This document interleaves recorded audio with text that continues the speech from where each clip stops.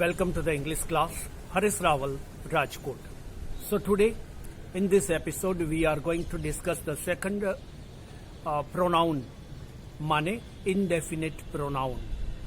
Indefinite pronoun जिसको गुजराती में या तो हिंदी में अनिश्चित सर्वनाम से हम जाने जाते हैं. तो इनको क्यों indefinite pronoun बताया जाता है या तो अनिश्चित सर्वनाम? क्योंकि उनका जो नाम है, उनके जो क्वालिटी है, वही उनको रिफ्लेक्ट करती है कि ये अनिश्चित है.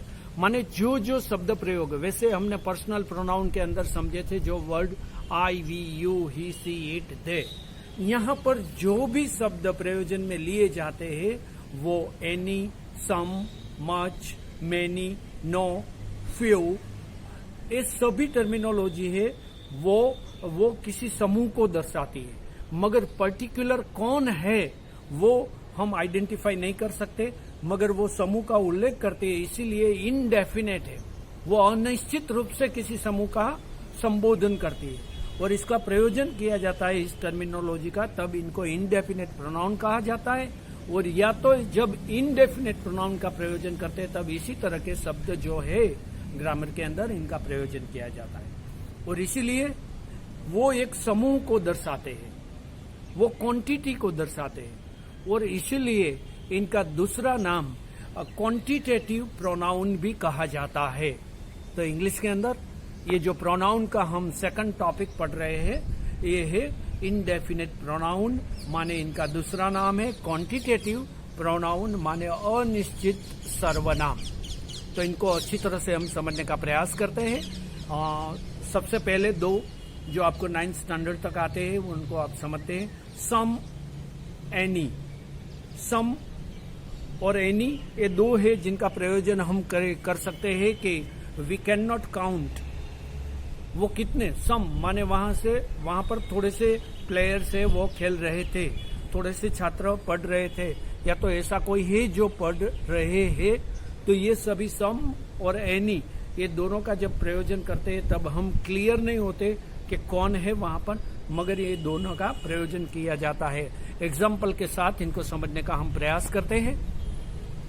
Any boy can win this prize. इस इनाम को कोई भी लड़का जीत सकता है. तो यहाँ पर एनी माने कोई भी, पर्टिकुलर नहीं कि सचिन तेंदुलकर की बात कर रहे हैं, कि विराट कोहली की बात कर रहे हैं, कि वीरेंद्र सहवाग की बात कर रहे हैं. इससे कोई पर्टिकुलर नहीं, मगर any one can win this prize. Any one boy can win this prize. तो इसी तरह से जब प्रयोजन किया जाता है एनी का, तो माने अनिश्चित रूप से वो यहाँ पर हमें प्रोनाउन के रूप में मिलते हैं. Okay, another example. I have some gold. मेरे पास थोड़ा सा सोना है. I have some gold. I have some books. I have some friends. तो हम पर्टिकुलर कौन है वो नहीं, मगर थोड़ा सा है, क्वांटिटी के रूप में यहाँ पर समझते हैं. तो इसी तरह से जब भी हमें क्वांटिटी के रूप में या तो प्रश्न पूछना है और या तो फिर हमें बात बतानी है कि जिसके अंदर थोड़े से समूह की बात की जाती है, तो सम और एनी ये दोनों का प्रयोजन किया जाता है. और एग्जाम्पल देखते हैं. She has not any book. वो जो लड़की है इनके पास कोई भी पुस्तक नहीं है. Have you some money.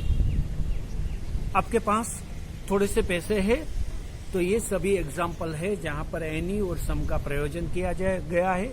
वो पर्टिकुलर क्वांटिटी के रूप में यहाँ पर कुछ बताना है या तो नेगेटिव रूप में हमें दर्शाना है, तब एनी और सम को यहाँ पर दर्शाया जाता है. इसके बाद ऐसे दो और भी वर्ड है जो आपको अच्छी तरह से समझ लेने हैं. इनका भी प्रयोजन बहुत रहता है. Many, much. तो मैनी माने बहुत से, जिसको हम काउंट कर सकते हैं. माने मैनी फ्रेंड्स, माने 1 2 3 4 5. Many players, many books, many pens, जिसको हम काउंट कर सकते हैं उनके लिए इंग्लिश में मैनी का प्रयोजन किया जाता है. तो मैनी, और इसके बाद जो काउंट नहीं कर सकते इसके लिए मच का प्रयोजन किया जाता है. माने वाटर, पेट्रोल, टी, वो सब कुछ हम काउंट नहीं कर सकते, इसीलिए यहाँ पर मच का जो लिक्विड फॉर्म में आता है वो या तो अनकाउंटेबल पोजीशन में रहता है, तो इसके लिए हम मच का प्रयोजन करते हैं। मैनी माने काउंटेबल, मच माने अनकाउंटेबल। रुपीस माने मैनी, पैसा माने मच। इसी तरह से आपको याद रखना है। एग्जाम्पल के साथ इसको भी समझने का प्रयास करते हैं। India has many good cricketers. Bharat के पास बहुत से अच्छे क्रिकेटर है। He has many interesting books. उनके पास बहुत सी रसप्रद पुस्तकें है। We have many friends. हमारे पास बहुत से मित्र है। She has many rupees. उनके पास, सी माने पर्सनल प्रोनाउन, लड़की, उनके पास बहुत से पैसे है। और इसके बाद मच के भी एग्जाम्पल हम समझ लेते हैं। तो मैनी आपको यहाँ पर क्लियर हो गया। मैनी माने जो काउंटेबल है, इनके लिए यहाँ पर इनडेफिनेट प्रोनाउन के रूप में इनका प्रयोजन किया जाता है। मच माने जो अनकाउंटेबल है, इनके लिए इनडेफिनेट प्रोनाउन या तो क्वांटिटेटिव प्रोनाउन के रूप में यहाँ पर दिया जाता है। ये सभी जो ग्रामेटिकल टॉपिक हम सीख रहे हैं, इनका टाइटल मैं बार बार एम्फेसाइज करता हूँ, इसीलिए करता हूँ कि आपके दिमाग में वो अच्छी तरह से प्रिंट हो जाए, ताकि बार बार आपको सीखने की जरूरत ना रहे। अच्छा, इसके बाद मच के भी एग्जाम्पल समझ लीजिए। मच माने बहुत कुछ, मगर हम गिन नहीं सकते ऐसा। We see much water in the lake. She has much money. There is much hope. तो यहां पर ये जो बातें बताई गई, वो सभी बातें आपको अच्छी तरह से समझ लेनी है। माने इस टॉपिक आपको बोर्ड एग्जाम या तो कॉलेज के एग्जाम में तो आएंगे ही, मगर कोई भी कॉम्पिटिटिव एग्जाम की यदि आप प्रिपरेशन करते हो तो इनके अंदर भी ये आपको बहुत ही यूजफुल रहेगा।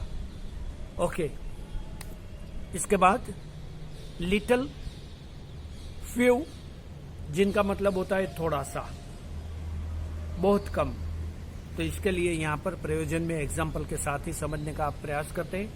लिटिल माने नहीवत के रूप में, बहुत ही कम, जो काउंट नहीं कर सकते, इसके बारे में जब बताना होता है तब यहां पर लिटिल का प्रयोजन किया जाता है। और फ्यू बहुत कम मगर हम काउंट कर सकते हैं। लिटिल बहुत कम but we can not count. Few बहुत कम बट वी कैन काउंट। तो ये काउंटेबल के रूप में यहाँ पर फ्यू, अनकाउंटेबल के रूप में यहाँ पर लिटिल का प्रयोजन किया गया है। वो दोनों ही यहाँ पर प्रोनाउन के रूप में भी प्रयोजन में लिया जाता है, और वो नहीवत के रूप की परिस्थिति जब दर्शानी है तभी इनका प्रयोजन किया जाता है। स्कैरसिटी दर्शानी है, नहीवत है, लेस उनकी जो प्रोबेबिलिटी है, तभी दर्शाने के लिए। थोड़े एग्जाम्पल इनके भी समझ लेते हैं। There is not much hope. Much hope. There is a little hope. तो ये दोनों का मीनिंग भी आप समझ लिए। There is not much hope, वहां पर बहुत सी आशा नहीं है। There is a little hope, वहां पर थोड़ी सी आशा है।